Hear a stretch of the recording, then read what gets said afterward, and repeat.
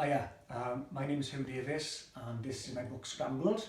And to mark Funny February with Firefly Press and the launch of Monster Max, the amazing Monster Max, I've been asked to read something from my book, also by Firefly Press. I like to think it's quite funny, but then who am I to judge? The book opens with our character Davidde, who's having quite a difficult time at school. Okay, some people are making his life a bit of a misery, but there is a ray of hope in that there's a new headmaster, and hopefully this headmaster can sort of sort out things in the school, sort of this discipline, and sort of make Davidde's life a little bit easier. So this is the headmaster for the first time speaking to the assembled students and staff, and he says this: "Hi guys, it's lovely to be here. It's a new start, folks, a fresh beginning for you, and more importantly, for me as well. Please allow me to introduce myself. The name's Evans, Mostyn Evans, Mostyn Bumford Evans. You can call me Sir or Headmaster, but I don't really do formal myself. I'd prefer it if you call me Mostyn or Moz or even Evsy, though I'd prefer it if you didn't call me Bummers like some of them did at my last place, and that was just the staff. As I drove up this morning, I remembered little Blodwen Sykes.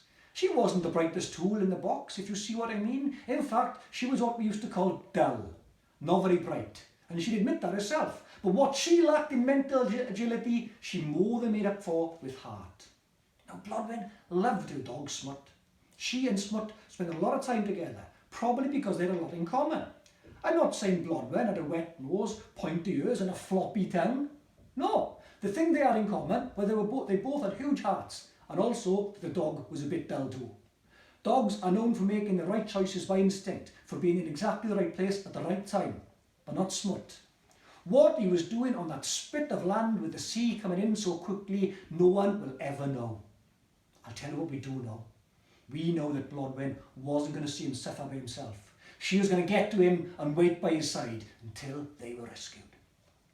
And that's what I want from us all. I want us all to be like Blodwen and Smut, helping each other out, sensing the danger, stepping in when one of us is up against it. It could be a friend that you help. It could be someone you don't know. It could be someone you don't even like. It could be me, Mr. Mantovani, or Mrs. Flegg. All I want to know is we will all do our best for each other, because I know I will do my best for you." I know you're all wondering, oh yes, what became of Blodwen and Smut? How did they get out of that? Well, to cut the long story short, they didn't.